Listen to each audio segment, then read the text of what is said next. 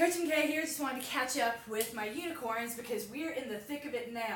I know I haven't really addressed you and we're already mostly through April, but your long runs have become egregiously long. The 2 days have as well. You are tired. You're a little burnt out, and if you weren't, that would be weird. Your last long run, 5 hours and 45 minutes, hour 1, easy effort. Hour 2, 1 by 1. Hour 3, easy effort. Hour 4, 1 by 1. Hour 5, easy effort. It's a lot. It's a lot, and it's insane. What was I thinking? Here you go. We're not only practicing little strategies that are going to make a very, very egregiously long race feel better.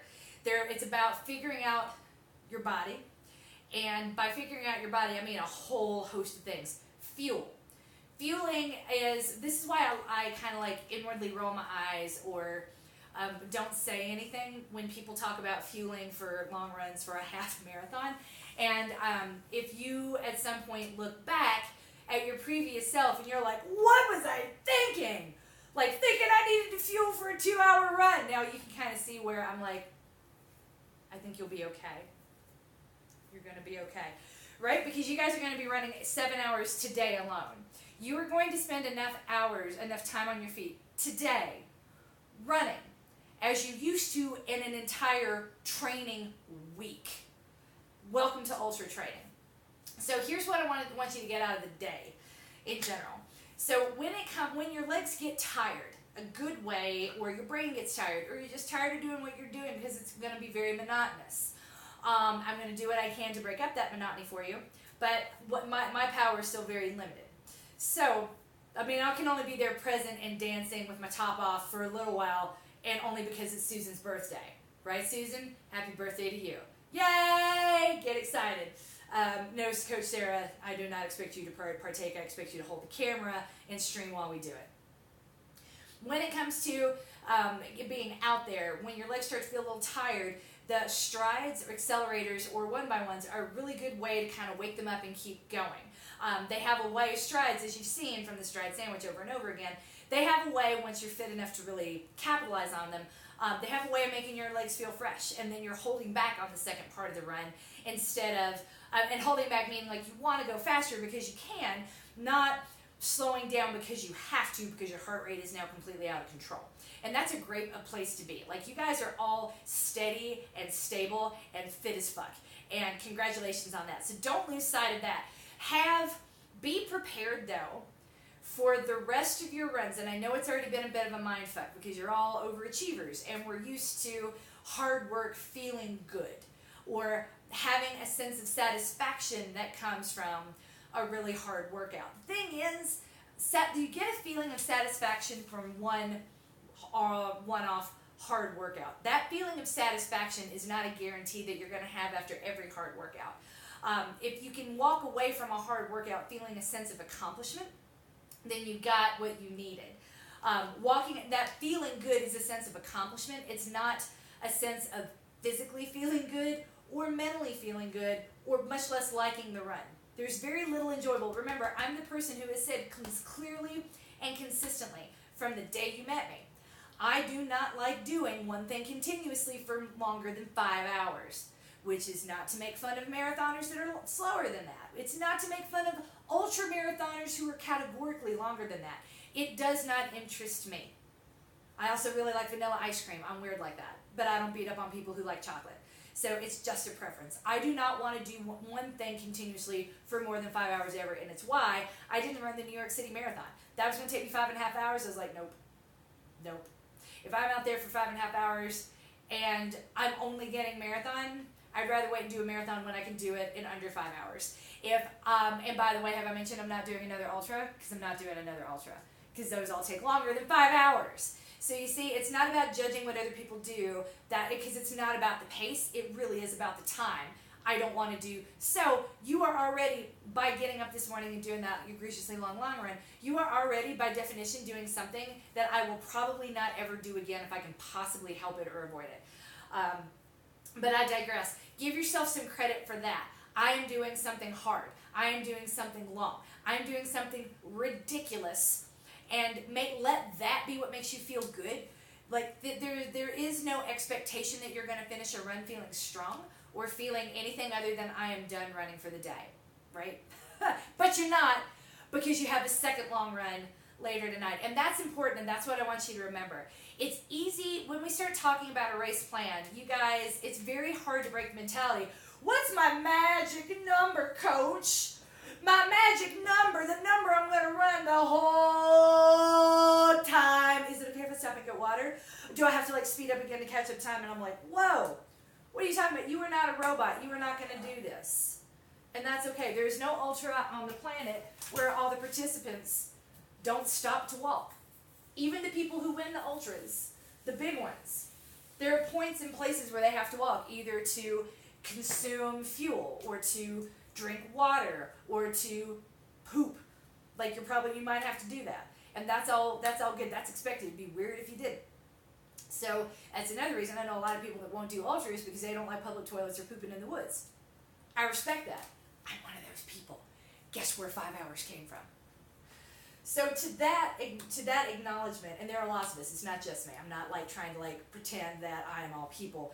But there's a large contingency of people like me who tried and ultimately left ultra running for that reason. Some places some parks really want you to carry, or some people who run and take nature extremely seriously is like, they expect you to defecate in a baggie and carry that shit with you to the next time you see a trash can. And I've run with plenty of those people. There are many aspects to ultra running and trail running in specific environments that I have no interest in doing ever again. Yay marathons, yay for cities, yay for porta potties, yay for finishing a race so quickly I don't need to use the porta potty ever. Whoop! So that's really kind of what it all comes down to, and we'll see what this race brings for you. You will probably have to stop for water, you will probably have to stop for food, you will probably have to stop to pee or poop. Except that's not being weak. If you're going to beat yourself up for that, I got nothing for you. You need a therapist, not a coach, because that's insane. Congratulations on being human. Our robot overlords are not here yet. Way to survive another day. So when we think about what we need to get out of our runs this month, because the situation runs are starting and the 2-a-days. What I mean by a situation run is like we need to be practicing different situations on those 2-a-days. Go out for your first run of the day at noon. Wait until the sun's at its peak and then do your 5-hour run. Yes, you're going to be missing your family on a Sunday afternoon. One of them. But you're also going to learn invaluable information about how to fuel and how to keep going and how to get started again when it's really hot outside and you don't feel good. That might have your second run of the day happening either first thing in the morning and then going back to bed and then doing your long run second. That's fine. That works for me. But I want you to get to understanding a lot of different things. Number one, and because this one gets people, I can never convince people this is a really big deal, but it's a really big deal. And it's a bigger deal the longer that you're out there and the more your body's having to fight to maintain homeostasis. And that's temperature changes. So the delta on temperature, like just from in Denver right now, the sun rose and it was 44 degrees. And that was almost 3 hours ago when the sun rose. So now it is close to 60 out there, but in the sun it feels much hotter, and that real feel is going to be rising over the course of the day. So if you look at a temperature and say like what temperature is in Denver right now, it's probably going to say something like 58. But if you ask my runners that are out there doing a long run in the middle of nowhere, they're going to, or not in the middle of nowhere, they're in City Park and I'm dressed because I'm going to go meet them when they finally work their happy asses back to Wash Park. If you look at the Weather Channel, it's going to say it's 58 degrees. If you ask them, they're going to say it's in the mid-60s. And when they get to me, finally, and I go join them for my recovery miles, it's probably going to feel like, it's going to be awful. If I don't feel loved, they just don't want to be, Jesus Christ. I could be going my run right now and get that shit over with before it gets hot. But it's going to feel like it's in the high 70s. An hour and a half from now when they show up. So, and that is what the sort of thing you need to be prepared for at the very least. Because nothing new on race day is the idea. And I do not want you to be acknowledging the temperature shifts as the sun rises and as the sun sets again for the first time on race day. So do that egregiously long run in the middle of the day, because I know most of us avoid that heat because it doesn't feel good. We don't want to get sunburned. And it slows us the fuck down. And who wants to run really, really slowly in hot sun? We need to do it at least once if we can, just to, again, get used to the idea of when I'm really hot and I don't feel good, I'm not hungry. And I don't want to, I'm not hungry because I don't feel good, and I definitely don't want to drink anything either. And if you've got some of that going on, that is really going to be hurting later. And you're not going to have perfect answers to every question by race day, but if we're thinking about it, we're winning. Because when there's temperature changes, that's going to impact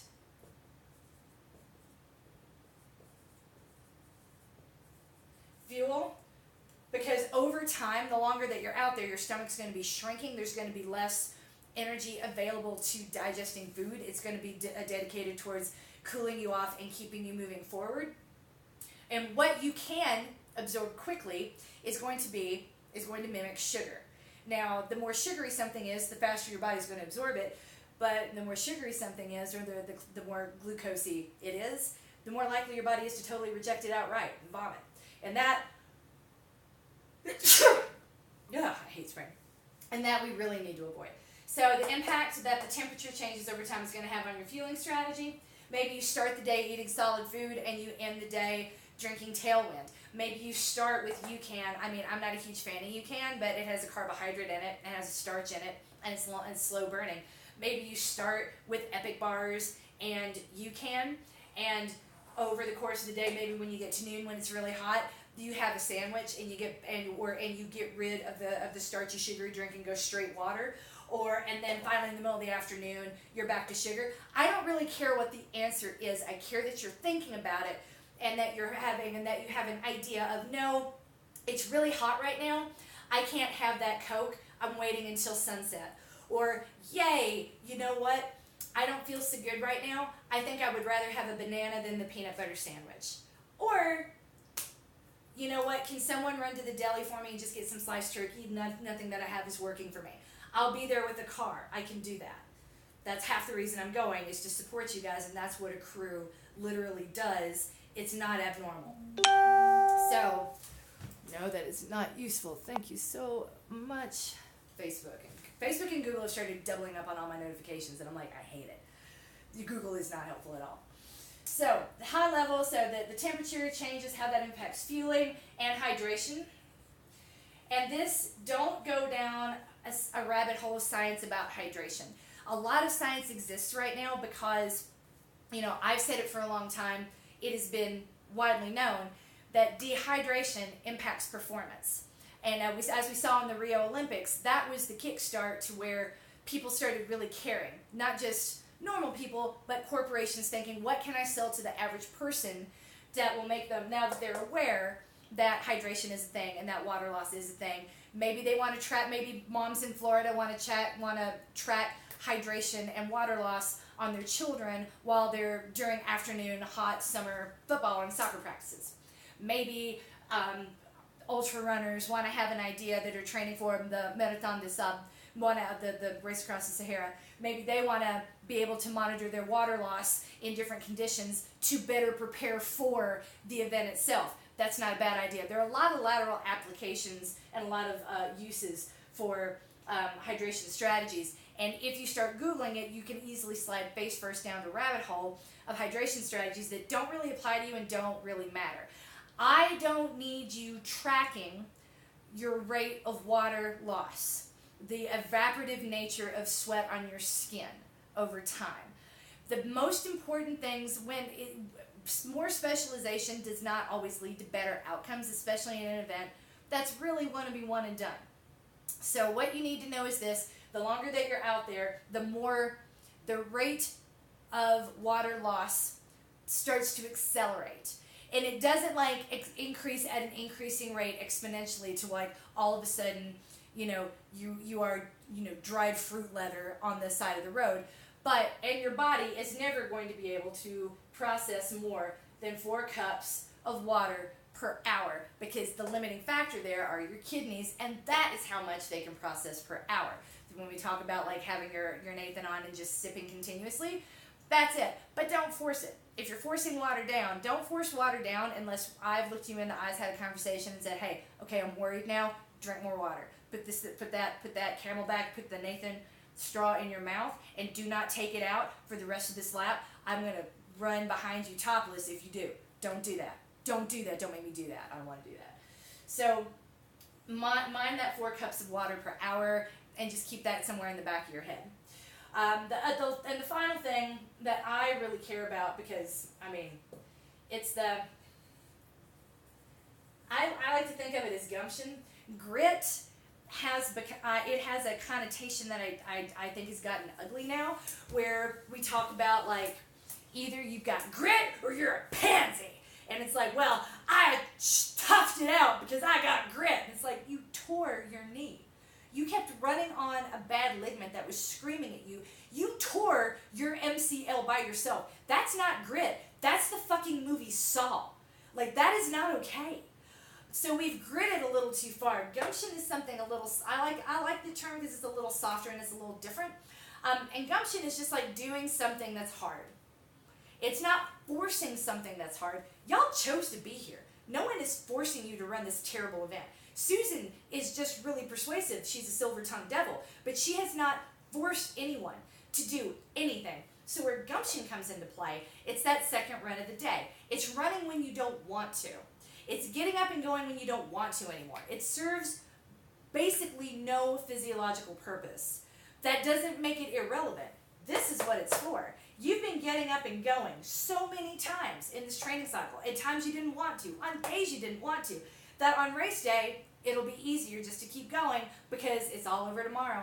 I don't have to start again after tomorrow, and there's something freeing about that I think is going to carry you through the event. So, this, when we talk about dress rehearsal and what's going on, I want you trying different clothing and dealing with different temperatures and temperature changes over the day so you have an idea what you need. It's 5 o'clock in the evening. The sun is setting. It has not set, but it's setting. It's one of the hottest points of the day. Let's say it's not humid at all that day, or the humidity's low, like 10 to 15%. You come running around to me and your eyes are glazed over. You're stumbling a little bit. And I ask you how you feel, and you say, I'm really cold. The cues to me there are you're not actually cold, you're super dehydrated, and we might need to take you off and let you take a little bit of a nap, and then in an hour or so, after you feel a little bit more, get back up and keep going. This is not a luxury afforded to most ultra runners. If that happens in a race, you're usually being pulled out and told that you can no longer continue. It is seen as, because it's seen as a punitive thing, people will fight through it. It's not punitive here, and I'm really glad this race does it because, this isn't Chamonix.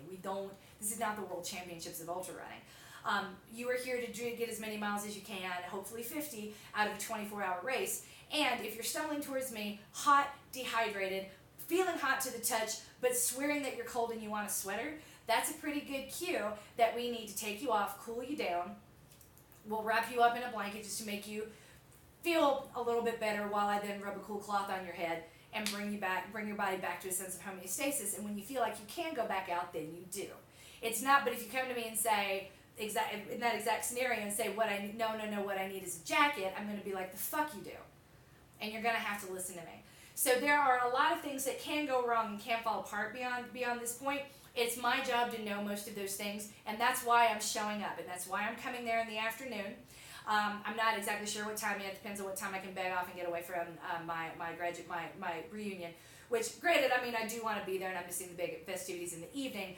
But I'm going to be there for Friday night, Saturday morning, then Saturday noon. There's a luncheon, and then I'll be grabbing Sarah Axelrod, and we'll be driving up from there. So I'm fully expecting to be there between 3 and 6 p.m. I'm not exactly sure yet, but that's the window that I'm kind of targeting personally right now, is between 3 and 6 p.m. on Saturday. And then if everyone is under control, and if everything is okay, and if I feel like I can afford to, and that's why I haven't registered yet. I'm still like on the fence. Do I buy the bib and potentially not run? Do I not buy the bib and just plan to support? We'll see. Either way, I'm going to be there. And sorry, I go back and forth about this a lot. I don't think the worst case scenario is going to present, but I'm fully prepared to buy a bib and then not run if one of y'all is hurting and you need not direct medical attention, but a little bit of coaching and loving. That's what I'm there to do. So, but all of that kind of starts, we can avoid that if you've been running in the middle of the day in really hot temperatures, know what to wear and know what to fuel. And then we have an idea of like, we can prevent things from going really, really wrong by 5 p.m. if we make good choices or have an idea of what bad choices are and avoid those between noon and 4 p.m., which is really reasonably the hottest window of the day most of the time. So that is what I wanted to communicate. That's where we are. Can you believe we've already gone through all of this? Crazy! The final piece, and I'm sorry I didn't get back to you guys earlier this week on it, but I don't know if you heard, yesterday was the 20th anniversary of Columbine. Columbine, if for the uninitiated, was a school shooting in 1999 committed by Eric Harris and Dylan Klebold. Dylan's mother, Sue, has a wonderful TED Talk that's worth listening to if you're the parent of teenagers right now, or if you're impacted by this tragedy in any form or fashion. But it was kind of emotional, and we had an active shooter that was allegedly obsessed with Columbine. That we get a lot of tourists that come to see and touch Columbine, which is, it's a school, y'all. It's not a tourist attraction, but people treat it like one. And on Wednesday, there was a massive manhunt for this woman who had legally procured firearms and had made credible threats against a couple of the schools. So they shut the whole school system down. And that was hard on most of my friends. Some of the people that I'll be meeting to run in a few minutes, and whenever they get here, they're Columbine survivors. They were there. It was hard on my kids. So it ended up being, and a couple of emotional, like, silly little petty things that happened on Monday and Tuesday, and then continued on Thursday and Friday because a lot of people didn't know how big of a week it was for us here in Denver. And I don't think I realized I was not emotionally, a lot of what I do is emotional labor, and I was not emotionally equipped to handle all of what my family needed, all of what my friends needed, and all of what my clients required during what turned out to be a very, very, very intense week. So I'm sorry I've been off the radar a little bit, and I'm sorry I didn't get this to you sooner.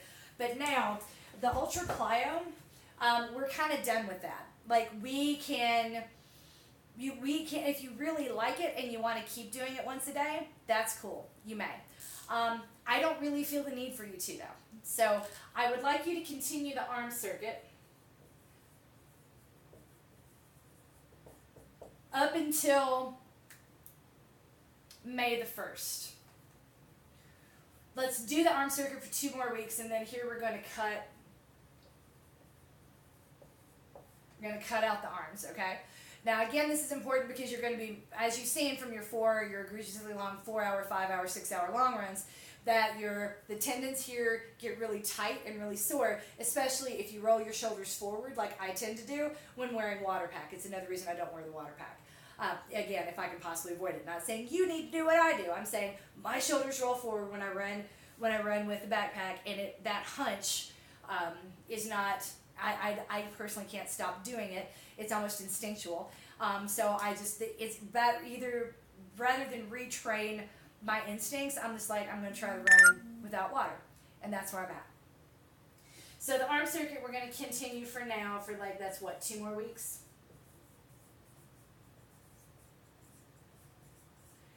When it comes to strength, I'm good to move flat into maintenance mode because you guys have got plenty.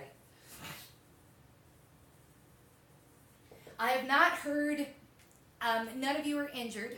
None of you are complaining about injuries. None of you are complaining about soreness that gives me any reason to doubt your ankles or your hips or the stability, your foundation of your chassis as a whole. So knowing that your body's in a pretty good place, we're just going to try to maintain it with, number 1, the arm circuit, and then number 2,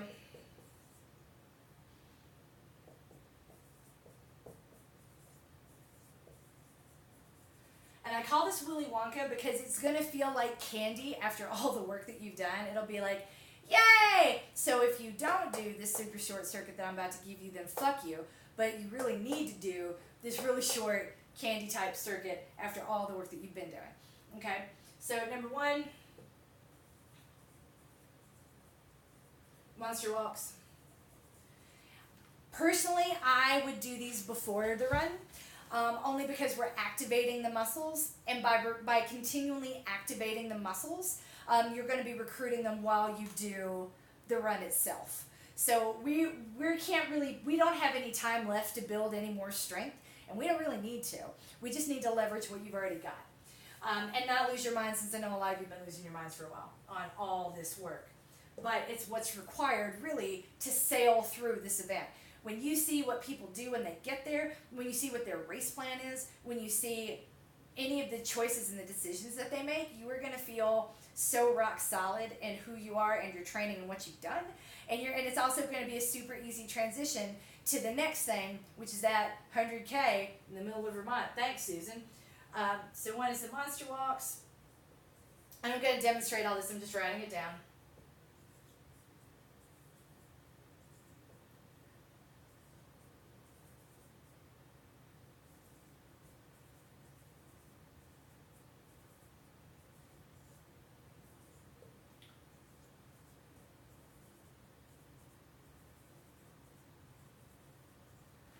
So Willy Wonka is a loop circuit.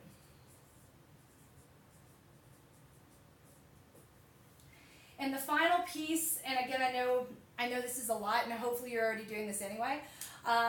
When you brush your teeth, and this is just an easy way to squeeze it all in, because hopefully you're brushing your teeth twice a day. Please try to do it barefoot, balancing on one leg.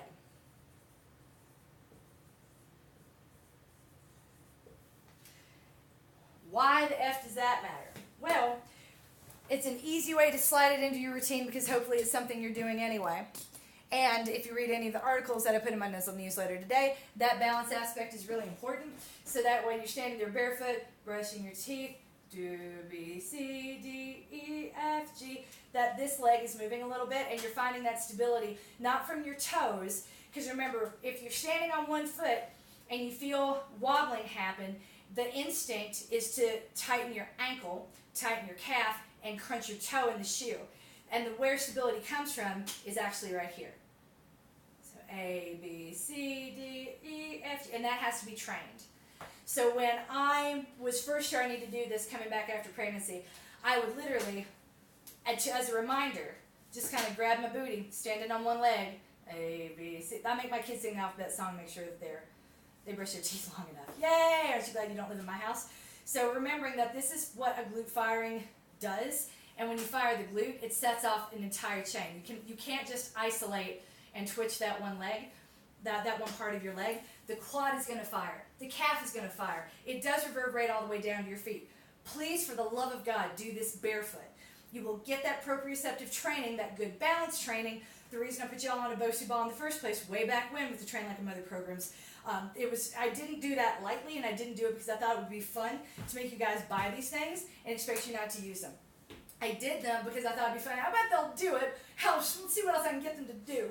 But yeah, Willy Wonka, I would add this. I would do 30 seconds on each foot, totally barefoot, during something simple like brushing your teeth, or waiting in line at the Starbucks, where you probably don't want to take your shoes off at the Starbucks. Brush your damn teeth, do some damn balance. When it comes to the Willy Wonka series, if, by the way, you are still not feeling strong enough, and you're like, wait, Coach, I just want a little bit more, what can I do? There's one final circuit that I can give you. I don't think you need it, but if you want it, I will give it to you. Otherwise, the type of strength we are going to do will resume after 3 days at the fair, because the strength that I want you to have is going to be more appropriate to climbing all the hills that you're going to. Right now, we're not even training for hill stuff. We're just getting you strong. Now we got to get you strong and moving in multiple planes of motion and rock solid in multiple planes of motion instead of just one. So, when it comes to monster walks, want a little bit of a bend in the knee. It's not a squat, right? It's just a little bit. We don't want your knees totally locked out. A little bit of a bend, like this. In, and then pushing out. So with every step, it's part one, shifting the weight, lift the foot, it comes in, presses out and forward.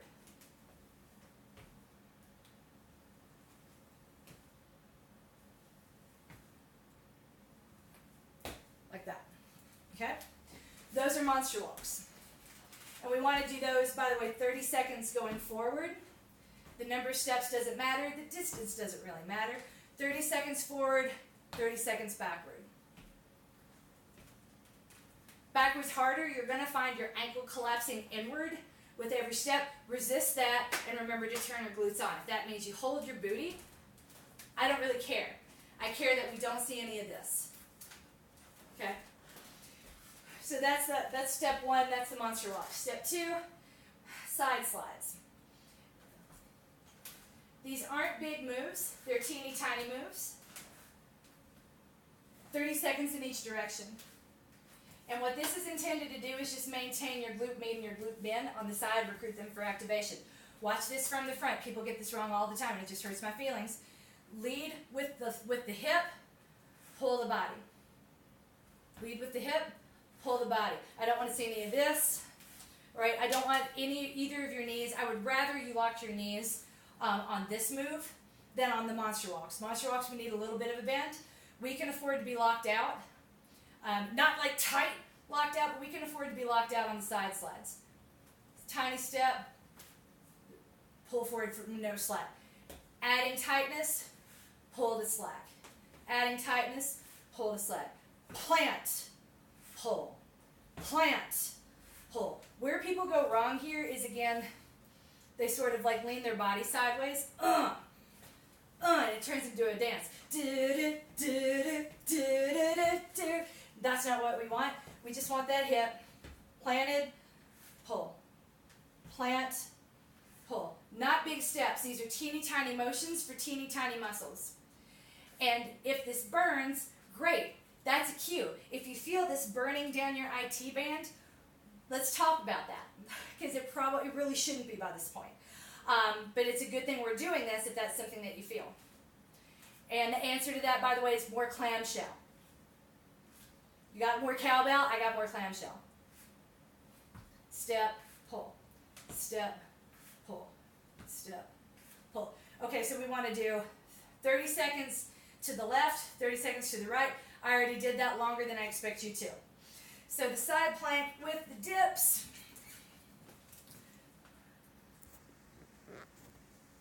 Who the fuck does not feel strong enough? Your legs are amazing, Julie. All right, I'll do the fourth one. I guess if you want to do this third and do the side planks last, that's fine. I don't really care. They're in this order for a reason, and that's the order of activation. But the soldier marches, I want you having the loop around your feet and then pulling upward. This is another one that's really good to do barefoot. The only reason I'm not is because I fully expected to meet my runners before this whole thing started. So I was ready to walk out the door, and I'm like, oh, it's going to take you a while. I'll just stream. By the time I finish this stream, you'll probably be back in Wash Park.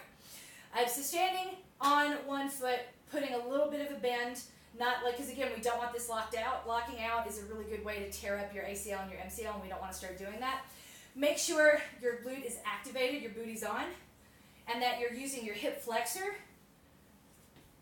to pull this foot up. The reason that this is so good barefoot is that we add the stabilizer muscles in your quad on your standing leg while training the hip flexor on this side. It's really phenomenally better. Even if you have more trouble doing it, that's a good thing. You're going to need those stabilizer muscles later for the trails, but it's not bad to start developing them now. 30 seconds on each side. Make sure that your glute is tight. And that all of the pull is coming from right here. This is pulling, this is balancing. Let's get that side view. Dorsiflex while you pull up. Okay.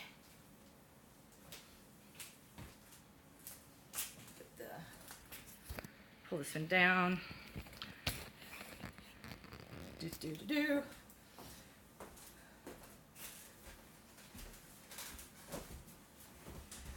And this is all we're going for here.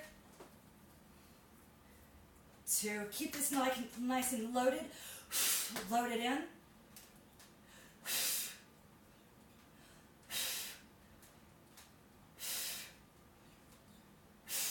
30 seconds on each side. And again, that is for this as well as the little glutes on the side. While I'm here and you're here, do you have any questions? If not, that's fine. I'll be back later for Ask the Coach. Very sorry I did not get this to you sooner. But yay, Julie. See why I call it Willy Wonka? Isn't that going to feel like candy after all that you've been doing? And you don't have to do this before every single run, since you're doing 2-a-days. Do it before whatever the biggest run of the day is. So on a day where you have a 2-hour stride sandwich and an hour easy in the evening, do it before the 2-hour stride sandwich. I'm completely indifferent to when you do it, but this is all for continued maintenance and activation. So with that in mind, I would do it before the biggest run of the day. But if you don't, it's not a tragedy. Just do it before the next one, and you're fine. Remember, we're doing so much. Getting one little thing, doing one little thing differently, forgetting it now and again, or getting it wrong, it's a drop in the very, very, very big bucket. 50 fucking miles. You're gonna be fine. You're a coach, you're loved, you're winning at life, your legs are like tree trunks, your ass is like a big old ripe peach. And actually an unripe peach. A fresh peach. You are fresh peaches, Julie. How good is that? So that's pretty much all I had to say, but I'm sure Susan will find 100 ways to be confused and ask questions. Because that's what she does. She makes me work harder, makes me better. Pull this forward. Yes, yay! So Sharpener has us doing sprints. My PT has said no sprints. Can I do big girl pickups instead? Fuck yeah, of course. Of course. So sharpeners are, the whole idea there is like just to get used to, again, doing things when you're tired and to sharpen up. So sharpeners is a sort of workout that I would have my elites do before a marathon. But most of us that aren't getting pulling 6-minute miles at 1:30, then we really don't need to sharpen. We just need to strengthen. So sharpening is what I have people do that are about to race an aggressive, shorter distance like a 5K or a 10K. It's not that they don't have value for longer distances. It's just the purpose that they serve. What I'm trying to accomplish here is, number one, getting an idea of what too hard is, and that you don't have to do that on race day, ever. And I know that you know that, but it's one thing to know it and it's another thing to feel it, because it's the mind fuck is going to happen when you're out there and there are like 10 other people that are near you. Because, I mean, the vast majority of the race is going to be done. It starts at 9. Most of the folks are going to be done by 2 p.m. And that's why I'm aiming to be there between 3 and 6 p.m. because it's going to be the hottest point of the day. And you'll have the marathoners should be finishing and dropping off the course. And who is left but the proud, the few, the fucked, you guys. So I want to be there to mentally and physically support you during that period because it's going to be really, really, really hard. You're going to feel alone. And the few people you see, you're going to feel the need to catch up to and pass because that is so deeply ingrained in most of our brains that it's not about one foot in front of the other. It's going to be about what am I doing relative to the other 10 people that are still on this course. So by doing the sharpeners now, if ever, I want that feeling ingrained in your mind so that when you're out there, you don't fall into that trap and work harder than you have to at any given point, especially during the hardest point of the day. Hopefully, I mean, we need to coordinate at some point before we go. I'm planning on either bringing, if Shara doesn't have a tent that I can borrow, she doesn't strike me as the camping type of family. Neither does Sarah Axelrod, no offense, Beth Preddy might be. I need to reach out to everyone and just coordinate on what they're bringing, because if we have like a really big tent, that is going to be helpful. Not in the afternoon because you'll just be out of the shade. That thing is going to feel like a pressure cooker if you crawl inside it for a nap. So want to make sure we have like lots of good options to actually cool people off that are going to be around, and a way for you guys to feel some relief. That RV that we're talking about renting, that too can feel like a hot box real easy. So creating and maintaining shade is going to be important. There are different ways that we're going to do that, or at least different ways that I'm planning on doing that. So, but we'll discuss kind of all that when we get there. And I'm on a tangent now. Sorry for that. So my sharpener has us doing sprints, right? So Willy Wonka before the run with silly toes and the other drills. Yes, I would do the silly toes first, and then you don't have to do the hip openers other than right before the egregiously long or egregiously hard runs. If you enjoy them and you find them helpful, you can do them, but you don't. I'm not going to compel you to do them any longer. Right now we're just going into not the bare essentials, but while we get into, I would rather you took more time to really think about what you're doing and learn from the runs than stress out anymore about how to get in all the other stuff. Add this, I don't care if it's before or after the silly toes, I would personally do them after silly toes, and I would probably cut the hip openers on every run other than the longest run of the week or the hardest run of the week if I felt like my hips need them. I think they're probably, you love them and now it's a habit, then keep doing them. Keep doing them. I'm just thinking of like, Kate Walton has a really hard job. She has like a really stressful job. Like, I don't know how she does this and has like a super duper big girl job. I have no idea how you do this and have a super duper big girl job. But I also know that this is, poor Kate feels like she's pulled in a million directions, and I wanted to sort of pull some things aside or make more things optional at this point, as many things optional as I can. And if you want to opt into those hip openers, by all means keep doing it. If Kate's hip was going to present an issue, it would have happened by now. So since it has not yet, and I know she's been doing most of the work, I am comfortable kind of letting the hip openers go for the general populace. Really there, and I'm sure y'all could have guessed she was really the weak link, and I wanted to make sure, not the weak link, but that hip of hers. I wanted to make sure it remains stable, and the best way to do that is through having the most dynamic warm-up possible. If you see in my Nizzle newsletter on the Coach MK or Fitness Protection, one of the two, I posted this link to the Denver Broncos strength and conditioning coach. Was saying the best thing that you can do is develop core strength in your athletes and have them doing dynamic warm-up drills. Well, you guys are doing about 20 minutes of dynamic warm-ups, just like the Denver Broncos do every single day, just like Steph Bruce Rothstein does every single day. You guys are doing all of the things and you're doing them well. Keep what you want, toss what you don't feel like doing anymore. I would recommend keeping up with the arms, just because we don't want to lose what's going on in your shoulder and feel the bite on race day, because that does get really painful. And activating the muscles that we've spent all this time developing, and we're going to be hitting all of those main muscle groups with this. And by practicing the balance, we're just going to be maintaining a little bit more of that instinctual proprioceptive training while maintaining all the strength that we've built in your ankles over time, no matter what shoe you're wearing. So that's what I'm thinking of there. If you have more questions, let me know. If you love those hip openers, you can totally keep doing them. But adding this in shouldn't add very much to it, because we're going to be cutting out pretty much the other strength and all the ultra plyo. Yay!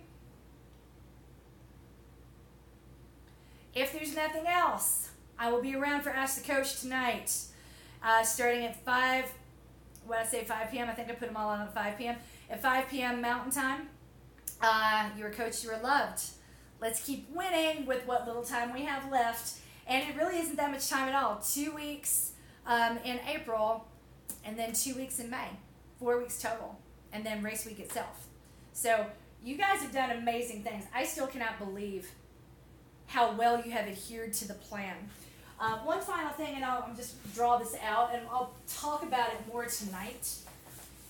But something that I would go back at the longest run you've done recently. So Julie, I think if you're still here, that would have been the run you did yesterday, the 5 hours and 45 minutes of mashing up. Terrible. If you go into the Training Peaks app, you can scroll, you go into, at the top you'll see like summary, feed, map, laps. Go into the laps portion, and you'll see a bunch of graphs that look like this. Peak heart rate, and it looks like something like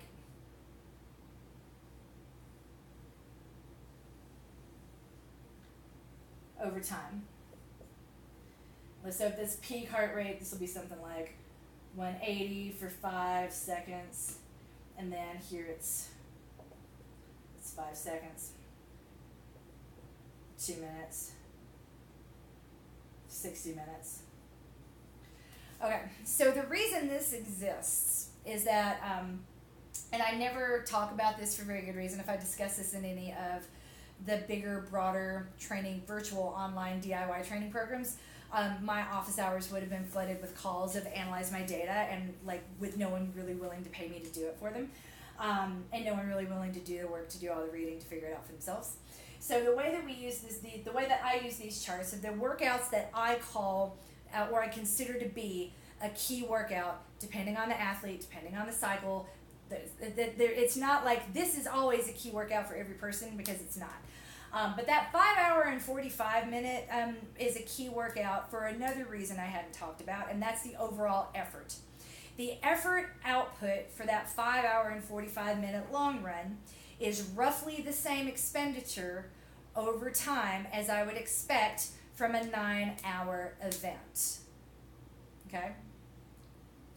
So the numbers that come out of this chart, and there are like 9 charts, and I could get into it right now, except it's on my Training Peaks app here, and I'm using this to stream. I'm going to have a different setup, and I'll address this a little bit more later. But what you'll see is that over time, it shows you, like, let's say that's 180, and then here it's 175 for 1 minute, and here it's 170 for 2 minutes, and then it's like 138.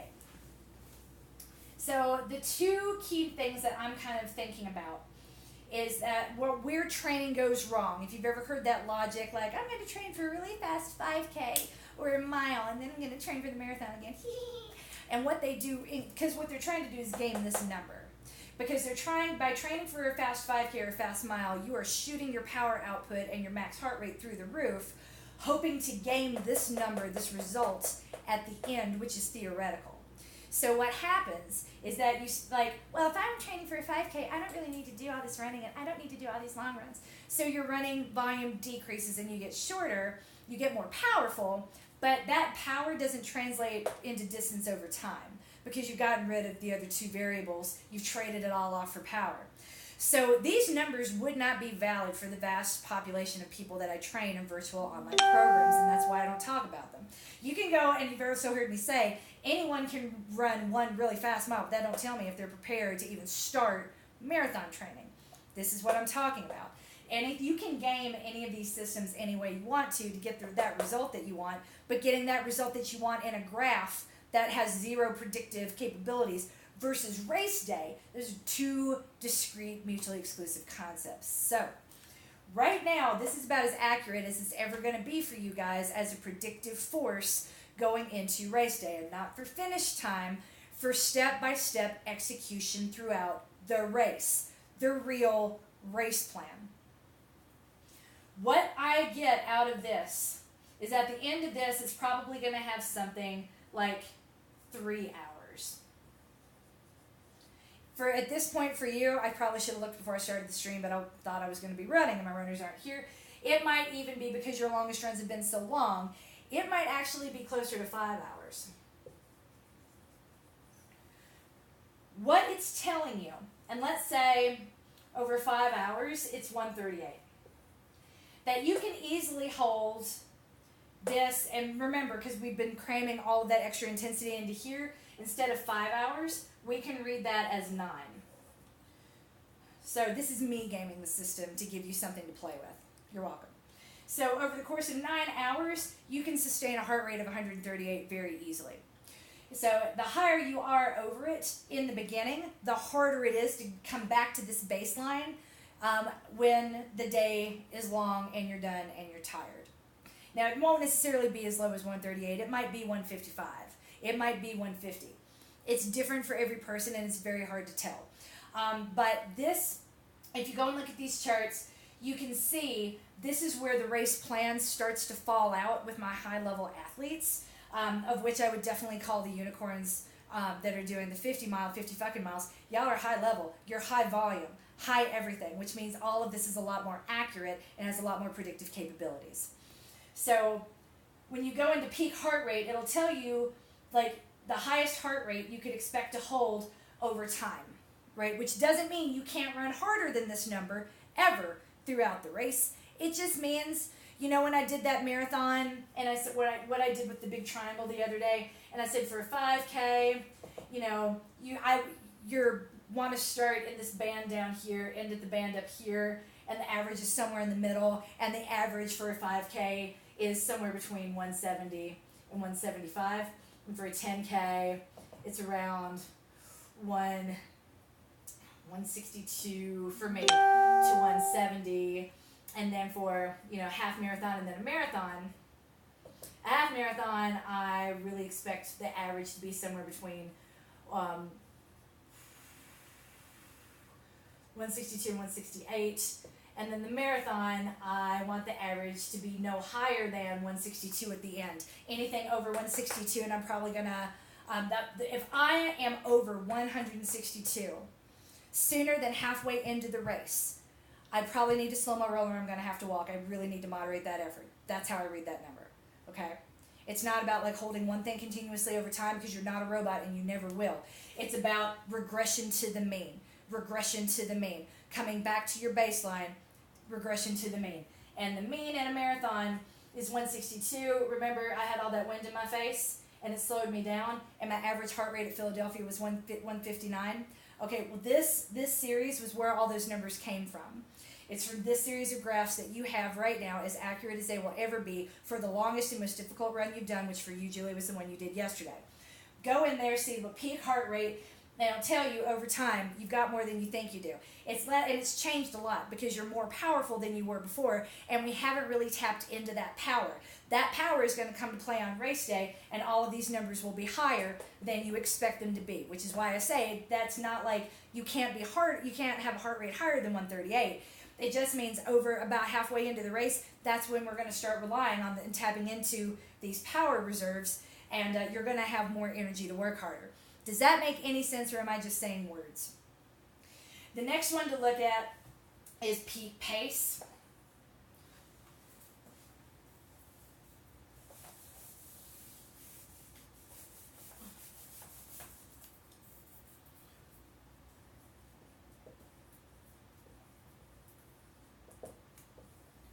And Tam has a Stride, the Stride pod for your foot. Not saying you guys need to go buy one. Same goes for power. Lots of us makes sense. All right, so a lot of us, like I've been training with this pod on my foot right here that's called a Stride, and I'm getting something that says peak power. And it's the same thing, is we're just trying to look for one continuous power at wattage output over time. Backing off when I'm going up a hill, it's probably the most steady variable that we have. Because it adjusts for, if your power output is 244, that's a whole lot of power. And if you're doing in a 5K, maybe you can sustain it, but not for the duration of a 10K. So we kind of dial that number in. It has more predictive qualities than other numbers do. The others, I think, just give us a really good set of guidelines, like don't open that door, don't go within there. Peak pace is going to look the same, and because all these charts are on top of each other and they all look the same, it's really easy to overlook them and misunderstand the value that they bring to the table. So the peak pace, let's say your 5 second, again, this is like pace over time. Let's say for 5 seconds, you can hold on to, and this was all going to be based off that hardest workout, the 5 hour and 45. So let's say the fastest pace that you hit in that workout translated into a peak pace of 7 minutes. So you can hold 7 minutes per mile for 5 seconds. And then you're going to have a sharp drop, and that'll be your 2 minute. And let's say your 2 minute peak pace is like at 7:15. And then it's going to like come down, and then there'll be another big drop off, and then a slow easing over time. So remember, this is going to say 5 hours, but we're going to think of it as 9 hours right over here. And that, whatever that peak pace number is, that is what we're probably, your average pace over the course of the event needs to, where you need to think about it, right? Again, it's an average. It doesn't mean you can't be harder. Just means you don't need to be working harder than that until later in the race when the work is hard no matter what you do. So that might be a 13-minute mile. So again, for context, when all we talk about is pace and we don't talk about time and we don't talk about effort levels, I say we miss the point. So is the biggest badass at Palmer Lake, the Palmer Lake Death Race, which happened last weekend. It's the one that was snowing and was really fucked up, and the ground was like chocolate pudding. That point at 8/10 of a mile. 8/10 of a mile around that pond. Okay, is the winner the dude who ran the first lap in 5:49, not even a full mile? Or is the winner the person that got 150 miles out of 24 hours? And that works out to a 12:30, 12:40 mile. So is the badass the person that had the power output, a really high power output for a short period of time, or the endurance athlete that got 150 fucking miles out of 24 hours running a pace pretty close to what you're going to be running on race days? So we can demonize 13-minute miles and be like, I've done all this work, and I'm not saying you do or you will. We can demonize this number and be like, 13-minute miles, I'm such a loser. After all this work, I should be so much faster than that. My legs are here and my butt is here, and I've just got muscles all over the place. Those muscles clearly don't work. I can't squeeze them in my... It's easy to spin out about this number and then be like, the Palmer Lake Death Race. The Palmer Lake Death Race, the winner, 150 miles in 24 hours, running the same pace that I'm running now. That is the perspective I want to have running through your head. Instead of shaming this number, this is the number you can hold on to for 150 fucking miles or 24 fucking hours. You were coached. You were loved. You were winning at life if you remember that it's not about this number, but really about the perspective you bring to it. And you are badasses from hell. I cannot believe all you're doing. I cannot believe all the work that you've done. I cannot believe the work that you do for a living on a regular basis, Julie, much less all this that you've opted into on top of it, and all the volunteer work you do for other organizations and other places. It blows my mind, because you don't strike me as the neurotic type A. Type A stands for anxious, by the way, right? You're not the anxiety-driven people pleaser. You have never once struck me that way. You are actually executing, and owning more work and better outcomes than most type A personalities ever will, and you don't seem crushed under the burden of it all. It's truly spectacular.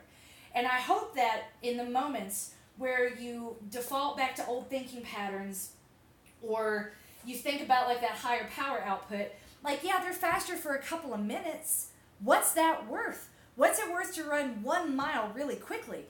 I'm running 50 fucking miles steady as a rock. And you know what? I could probably go longer.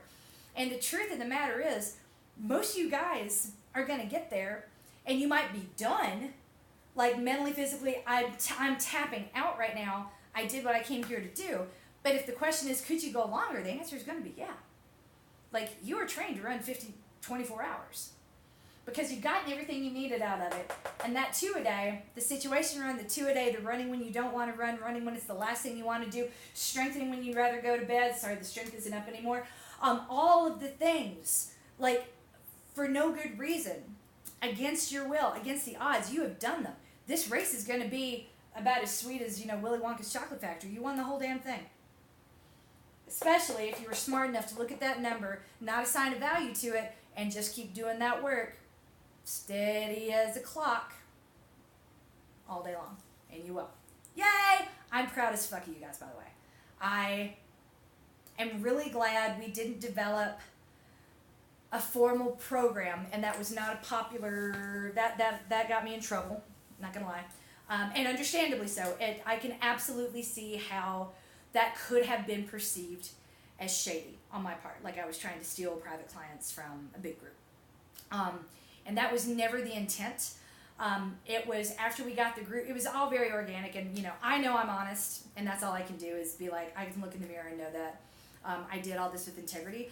But I look back at how much you have grown and how much you have changed. And by having a really small private group, the flexibility I was able to have as a coach to adapt and roll with you guys. Like, what I had originally sketched out for you guys to do after Rocky Raccoon is very different than what I actually legit gave you after Rocky Raccoon, because you guys made more progress than I would have expected. You were all executing 100% of the plan, and I had accounted for maybe 75 because it's holidays and things get hard. That's a lot, and it's a lot, and it's a lot, and it adds up. You guys did all of the work, and you got all of the results. And so the second part, when I went back to my planning and I had to scratch things out and start over and be like, well, they can actually handle this, and they can actually handle this. That was such a beautiful, pleasant surprise that I love that we were able to do that and roll with the punches and really give you a program that has been tailored to not just your aptitude and your willingness to execute, but your capabilities. Like, you're really going to see what you're capable of. I think you might have got a glimpse of it at Rocky Raccoon, but you were really tired. You're tenacious as fuck, and you're really about to see that in a brand new way, Julie, and I can't wait to show you. I really can't wait. Yay! Good stuff. Anyway, that's all. Enjoy the work while you have it, because the work that we're going to be having after 3 days at the fair is very, very different. It's not going to be more. It's just going to be different. But that's it. I need to stop talking now. I've kept you way too long. Have a good one.